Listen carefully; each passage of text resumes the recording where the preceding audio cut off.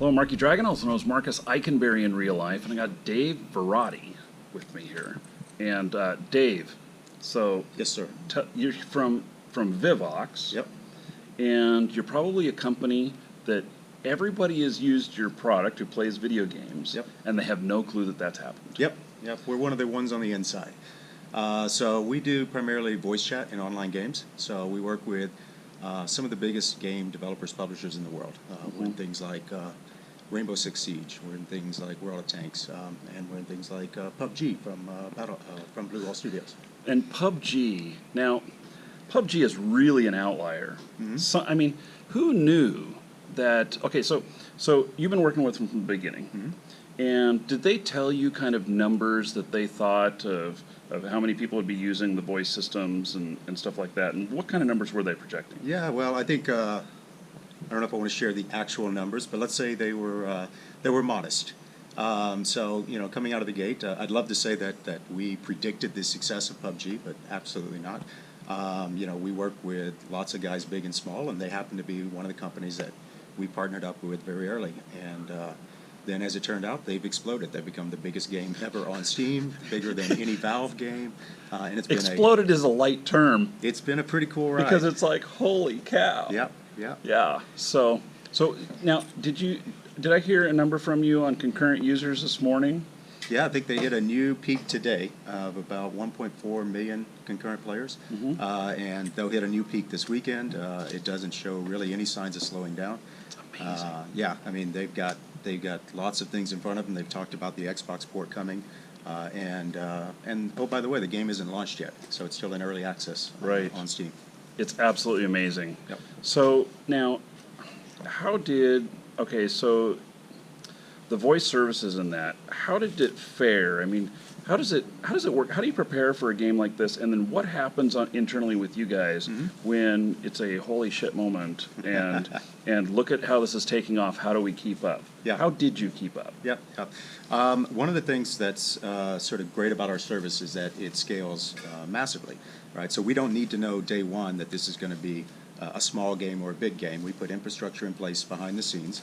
And the way that works is we host the voice chat servers for lots of games, and the Blue Hole guys integrated our SDK into the game, and the game launched and everything was great. And then they called us back and said maybe we need a little more capacity. So yeah, maybe. We added a few more servers, and then they called us back again and said we need to get a little bigger. And then they said basically keep up, good luck. We've got our own challenges in scaling the game and just keeping up with the demand from the community. So from our side, we've just behind the scenes continue adding infrastructure and scaling things out horizontally at every point in our technical stack. It's pretty amazing, and I haven't heard of any disruptions or anything like that. No, it's been really smooth. I mean, not just us. I mean, we've been really impressed with how the game servers and the PUBG side of things have kept up. I mean, our stuff we've used in lots of big games. We know how it scales and we know how to manage it.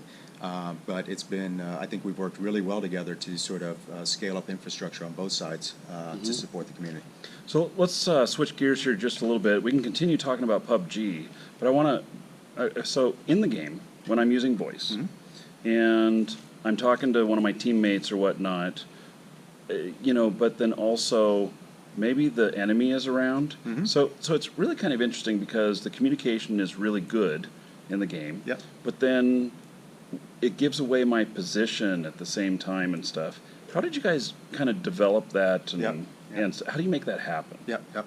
So we've got, again, we work with lots of game devs. We've got a basic feature set that we make available, and then it's up to the game designer to decide how they want to expose it. In PUBG, you've got two opportunities to communicate. One is the 3D positional channel. Everyone in your match is connected to that channel. I walk up to you, I talk, I shoot you in the head, I laugh at you, I run away. You don't laugh, you yell expletives. Or more likely, you shoot me in the head. And then I can also have my squad channel at the same time. And so that's really more for me to talk with my squad mates wherever we are on the map. And those two sort of go together to make a really interesting dynamic in game where there are areas where you really want to communicate and then areas where you really don't. Yeah, risk exposing yourself.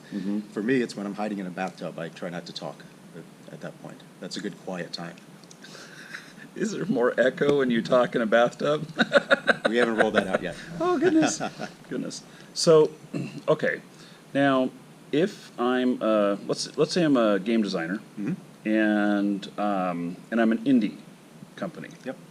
Do you have any programs to allow me to get into using your voice services at low cost? Yeah, absolutely. It's relatively new for us. I mean, traditionally we've worked with big studios and big publishers.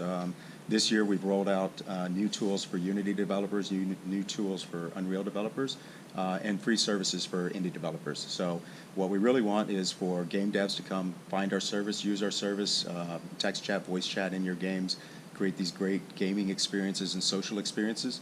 And then once you're successful and as you look to scale, that's the point at which we'll have, you know, a business and economic relationship. So basically, I can get in the door for free, and then if I'm successful, then there becomes the monetary end of it. Yep, But absolutely. if I totally blow it and I put all this stuff in and my game flops, I'm just put some time and energy into it. At least you tried. Yep. Yep. Okay, so if a game publisher or a game developer wanted to contact you, how would they do that? They can contact me directly via Oh, okay. Dave at Vivox Okay. or sales@vivox.com. Okay. Yeah. Okay. So there you have it, folks. If you need the voice, which, by the way, I wish more games had it, because I find myself wanting it in some games that don't have it.